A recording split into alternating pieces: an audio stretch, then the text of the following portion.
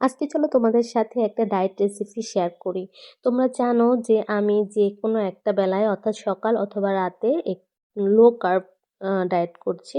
মানে সারা দিনের মধ্যে আমি একবার ভাত খাচ্ছি, আর একবার আমি চেষ্টা করছি যে ফাস্টিং করার, আর একবার হচ্ছে আমি একদম লো কার্ব খাবারটা খাচ্ছি। তো এটা ছিল সেদিনের সকালের খাবার। তো তোমরা দেখতে পাচ্ছ আমি অনেকগুলো ভেজিটেবল নিলাম কেটে।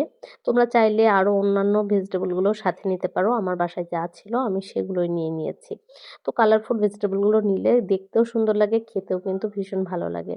তো আমি এখানে তেল একদম ইউজ করিনি, 1 চামচ ঘি ইউজ করেছি। তোমরা জানো যারা হচ্ছে ডায়েট করে তারা কিন্তু ঘি খায়, কম পরিমাণে ঘিটা ইউজ করে তাদের খাবারে।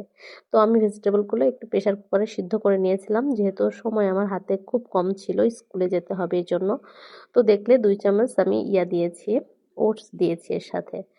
তো জিরা আর শুকনো মরিচ ফোড়নে দিয়েছি, এছাড়া আর কোনো মশলা কিন্তু ইউজ করি নাই, আর লবণটা ইউজ করেছি।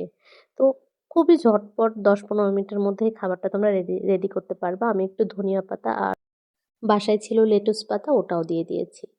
এরপর এটাকে আমি এনজয় করে খেয়েছি।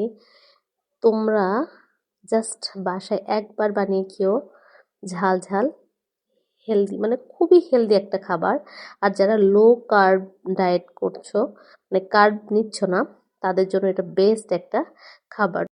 এই খাবারটা আমি আর আমার ছোট বাচ্চাটা খেয়েছি। তো আমার ছোট বাচ্চাটা ছোটবেলা থেকে ওটস এবং ভেজিটেবলের খিচুড়ি খেয়ে ভীষণভাবে অভ্যস্ত, তাই ও খেয়েছিল। প্রচণ্ড গরম ছিল, খেতে আসলে খুব মজাও লাগছিল গরম গরম। তোমরা এটা বাসায় করে খাবে, যারা ডায়েট করছো তারা এটা ট্রাই করো। Thank you for watching.